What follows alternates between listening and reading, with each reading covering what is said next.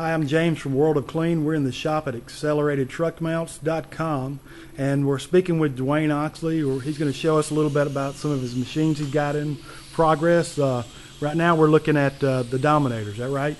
That's it. I'd like to say that this is impromptu, and we're in the process of building this machine right now.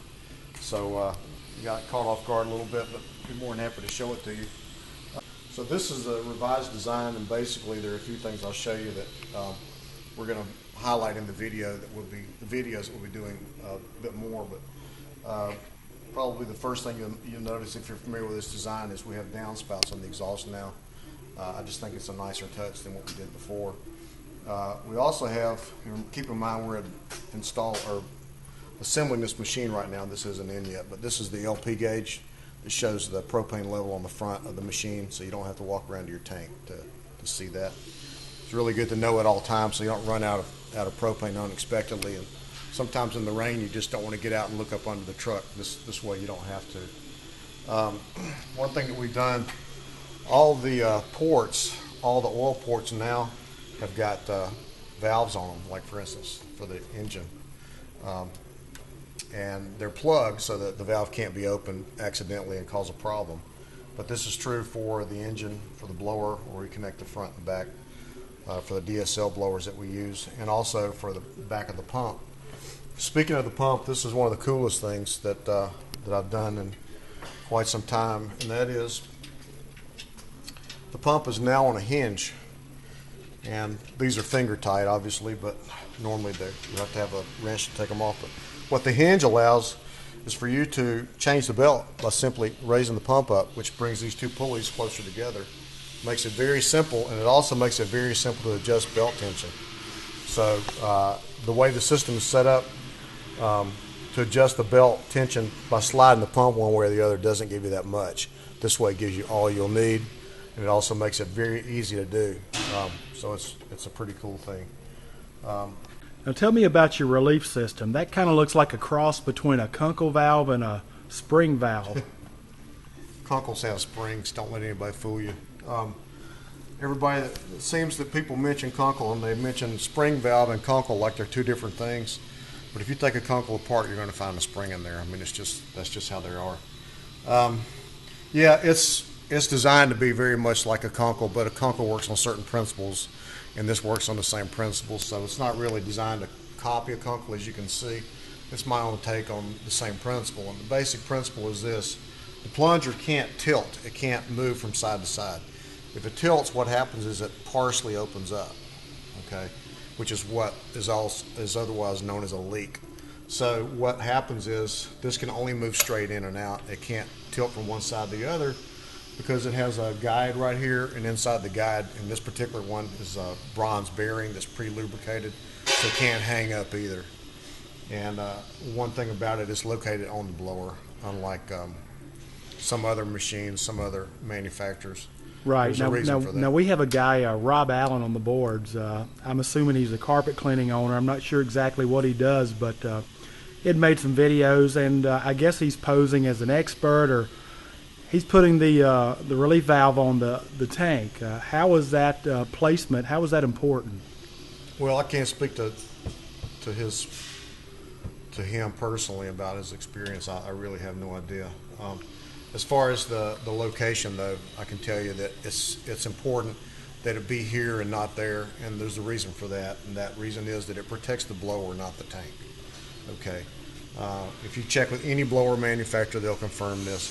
But a vacuum relief is to prevent the blower from being overloaded, having too much resistance and therefore causing too much lift internally, which causes too much force and cause seal failure, can create some problems. If it's on the recovery tank, in between the blower and the tank there's a filter. The filter is located in the tank, but still technically speaking it's actually between the blower and the tank. If the filter gets clogged for any reason, and carpet cleaners aren't the best at maintenance, so this is not like because there's a design problem with the filter getting dirty in the first place, but if it's not maintained properly, what can happen is the filter gets totally clogged up, offers constant resistance, which places a constant load on the blower, and this should kick in and protect the blower. If it's on the other side of the filter, it can't do that because it's downstream, and the filter is actually between the relief and the blower. So having it on the blower is really the best location. So if you had to say or give one piece of advice to carpet cleaners out there, would you say be careful who you take your advice from? I don't want to go there. The best piece of advice I can give a carpet cleaner is this: use your vacuum gauge as a diagnostic tool. When the machine is new, make a mental note of where the gauge reads when there's nothing hooked up to the machine. Should read, in my opinion, between say 3 and 5 inches maximum. And if your machine is running and you see yours climbing above that, it means you've got obstruction in your system somewhere. If you're not getting good vacuum, that's a good reason why, because you're being robbed of potential vacuum. But another one is if you place your hand over the intake and the gauge won't read over, say 10, you have a leak in the system somewhere. So the gauge is a great diagnostic tool. Right. But yeah, I would say as far as placing the relief on the blower versus the tank, it's better to have it on the blower. Right. Your blower is going to cost a lot more than your tank. Yeah. All right. If you want to just show us some more. Well, there's really not much to show here that I haven't shown in the other videos, and because this machine is being assembled right now, there's not that much to, that I can really go into in detail. We'll get into some detailed videos next week for this new machine. You may want to take a look at this though, and this is the split steam in progress. And what we do here, what I do is when I design a machine, I build a full-scale model of it on paper. In this case, on hardboard. And I just want to make sure that regardless of what my calculations say, that I am on target with how things line up. So for instance, on this one, I've got the blower points here and here, and it shows the cross section, or the crosshair, I guess you'd say, where the blower drops down. So these components are basically laid out in the configuration they're going to be on the actual machine. Yeah, yeah. To the inch, to the as close as possible. This particular machine is going to have 2 blowers on it. It'll be run by 1 motor, so it's a true dual wand machine. We built these in the past, but this is the revised version, and I don't want to make a revision and then find out that I've made a mistake somewhere, so this is my way of correcting that. But the split steam has got 2 36 or 2 45 blowers. It's built on a frame that's very much like the Dominator. The difference is this cross piece drops down, which gives you more height here. The height of the frame is the same. It's a little bit wider. Instead of being 21 inches wide, it's 24 inches wide.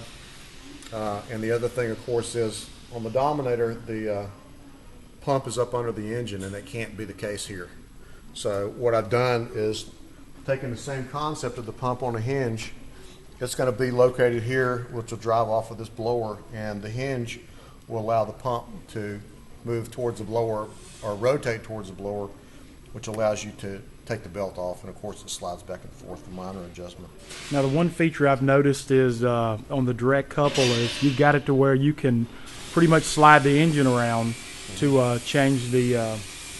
Yeah, this is a Viper that we're just getting ready to build right now, in fact, and this is called an engine slide plate. That's what I've called it. And what it does is allows you to move the engine from the blower and not lose alignment in the process. Moving the engine from the blower is necessary if you're going to change a belt or a coupling, the coupling insert. Also, on this particular one, there's a plate that the blower sits on, which I call a blower leveling plate, and it's locked in with 4 flange nuts, so it can't move once it's locked in.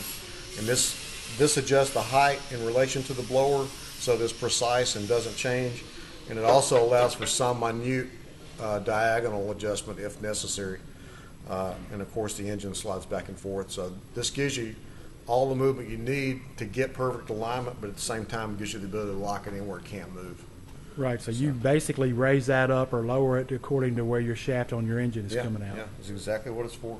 So if you needed to make a total engine change as far as changing from a Kohler to a Honda or what have you. Yeah, it would fit. It would fit you, and all you'd have to do is just the height of the... Yeah, basically just raise this up or lower it down depending on what the height of the engine is. So if you got a customer who calls up and says, I prefer Hondas, you can give it to them. or Yeah, we Briggs. can give it to them, but I'm not a big Honda fan. I really not going into reasons why Right. in a video, but I prefer color. Right. We build with color and have built exclusively with color since 2001. And you know, if somebody brings a Honda in here, wants us to build with it, we'll do that. We'll accommodate that. But as far as us supplying a Honda, I'm just not really somewhere I want to go. That's about it. One other thing that I'll mention before we close out here. This is a design I did. It's going to be producing this spring, and this is a heat exchanger. And if you look down, if you look here, you can see all these tubes running through. But this is where the blower exhaust runs through this tank. And because the blower exhaust runs through this tank, it transfers the heat from the blower into the tank. It's basically a shell and tube exchanger, except you call it a shell and tank exchanger. Now this is an aluminum housing. Now on the exchanger ports, what are those made out of? The tubing. They're all aluminum. Yeah, just fully aluminum. Yeah, aluminum transfers heat much better than stainless. Not quite as good as copper, but it's 12 times more efficient than stainless. After doing it with stainless, we found the stainless took too long to transfer heat. It's great for exhaust gas, but it's not good for this application here. So, but this is basically it's a preheater for the water before it goes to the exhaust exchanger, and because of this, it gives you a much better heat than you could get without it. Filed a patent for it. Should be getting an answer to it any day now. Well, Dwayne, we appreciate your time. This is James from World of Clean.